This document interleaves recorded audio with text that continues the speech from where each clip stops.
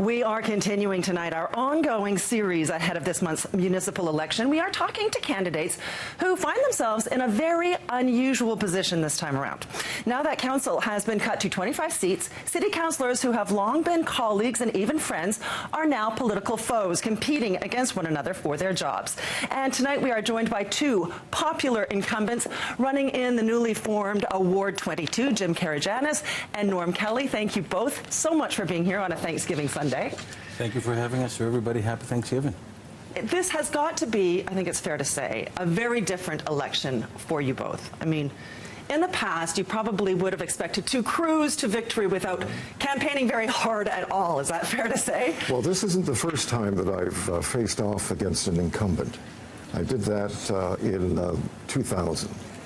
Right. It's a little different. I represented this ward in the riding as a federal member of parliament for 26 years. So I don't find myself in a new territory. I know the territory from north to south, from east to west. I represented the people, and I always had hard, fat battles, and I always won. What are you doing to distinguish yourselves? I mean, I think you are, it's fair to say that you are at least fairly similar politically, like-minded. Have you had debates? Have you been really pounding the pavement, getting out to your constituents, or what? Probably the latter, pounding the pavement, knocking and talking. I think that there is a difference in style, among other things. I respect the people that I work with. I understand that there's always the possibility of reaching a common goal, and whether we agree or not, at least we do so in a way that promotes the interests of the city, and I think the best example of that style of working with people, trying to establish common goals and having a city interest in mind was the time that I spent as the city's deputy mayor. Right. Jim? I've always made one promise to my constituents: I will return their phone calls, if not immediately, within 24 hours. I've been doing that. Long track record of representing the people of Scarborough-Agincourt. Always had their trust and always was returned to office, and I'm looking forward to continue working with them. Now, you know, Norm talks about being the deputy mayor. Anybody could have done that job when, I mean, Rob Ford was put aside. Anybody could have risen to the task. And, you know, I represented the city when I was the federal member of parliament throughout the city. When we had, you know, when we put in, when we lost after Mr. Ignatieff, I was the community and stakeholders outreach for the party. And I represented, and I was going from east to west, north and south. So the city's not used to me. And being the advocate for newcomers in the city of Toronto, the city of Toronto that has 57, you know, 50+% of ethnic minorities, I work with them, I know them. I've been there in the trenches with them, and I've always responded when there was need and a call for it. Jim, I want to ask you about something. In the summer, you tweeted when Norm celebrated his birthday, which, may I say, how old you turned? No, it's no secret. No, not at all. Norm turned 77. You made a point of saying how old he was turning. Was that any kind of a dig? No, absolutely not. Suggesting? This was happy birthday to Norm, my colleague and a friend. Did you think? He's repeated that. He's actually said in radio and TV interviews that I'm too old.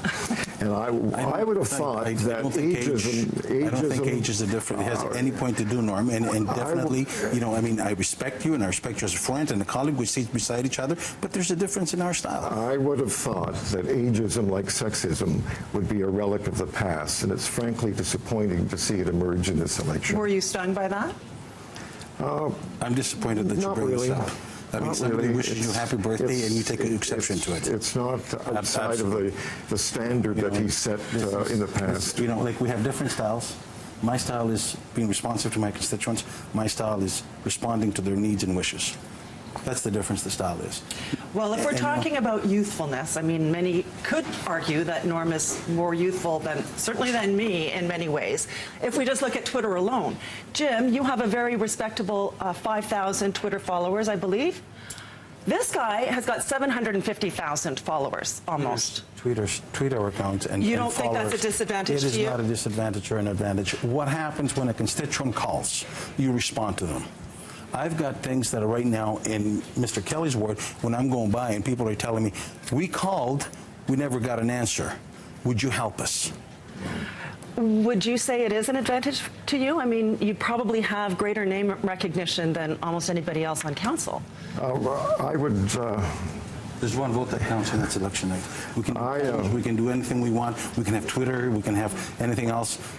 But nothing happens. I mean, we have to talk about transit, and we have to talk about... Did you just ask me a question? If you think it's an advantage, having that many Twitter followers. I think it's a marginal advantage. Young people historically have been left outside of the political process. And I think in the last federal election, it indicated they were becoming more aware and more involved, so, yeah. And I'm finding that at the door as well.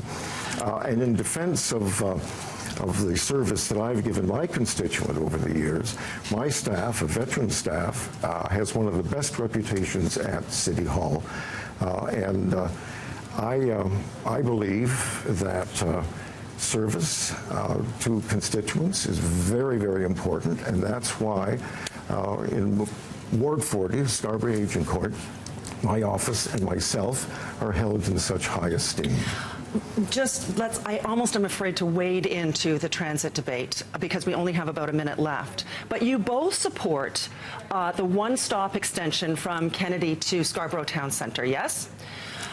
If the province uploads the TTC, presumably all these decisions are going to be taken out of council's hands. Any power is going to be removed and disappear. Do you favor uploading the TTC to the province? I think it's worth looking at seriously, because one of the major challenges that the city faces is that it can't afford to act strategically. It can plan strategically for a subway system across the city, but it doesn't have the money. It needs the funding partners, the province and the feds, to come on board. It'd be nice to have the money, but that's the key, is the money. But I would like the province to tell me how they would, first of all, what system would they create? How would they fund it, and what timelines? Jim, last word. It's interesting that Norm's saying this. We need to build the subway along Shepherd. The one-stop subway is south of the 401. People north of the 401, my constituents, not need to be treated as second-class citizens. And I have to tell you, when I was 21 years a member of Parliament, representing the same area with Norm never reached to me and say, is there any federal funding to build the Shepherd subway? I was the Parliamentary Secretary of Transport, and this is where the money was between 2003 2006, radio silence. Well, I'm sorry. I'm surprised that I would have to ask him when he was in a position to offer it.